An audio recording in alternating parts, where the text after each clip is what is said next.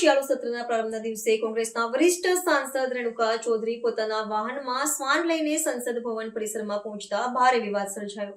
ઘટના અંગે પત્રકારો દ્વારા પ્રશ્ન પૂછવામાં આવતા તેમણે સત્તા પક્ષના સભ્યો પર કટાક્ષ કરતા નિવેદન આપ્યું કે કરડનારા તો ઘણા સંસદની અંદર બેઠા છે, શ્વાન નહીં. રેણુકા ચૌધરીએ સ્પષ્ટતા કરી કે તેમણે આ નાના કુરકુરિયાને રસ્તા પર વાહન અકસ્માતથી બચાવ્યું હતું અને તેને પશુ ચિકિત્સક પાસે લઈ જઈ રહ્યા હતા, તેથી તે કારમાં હતું.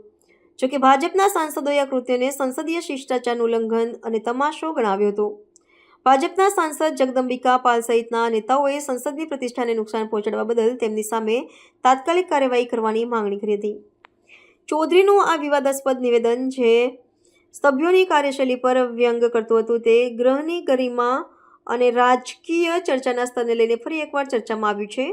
સંસદના પ્રથમ દિવસે જ વિપક્ષના હોબાળાને કારણે કાર્યવાહી ખોરવાઈ રહી હતી, ત્યારે આ ઘટનાએ રાજકીય વાતાવરણને વધુ ગરમાવ્યું છે અને સંસદીય વ્યવસ્થામાં અનુશાસન જાળવવાના મુદ્દાને ફરી સપાટી પર લાવી દીધો છે. जानवर को पसंद नहीं करती है ना सरकार, गूंगा जानवर गाड़ी में चले गए तो इनको क्या तकलीफ है? काटने वाला कुत्ता दिखा के इतनी सी तो है, काटने वाला और है पार्लियामेंट में, कुत्ते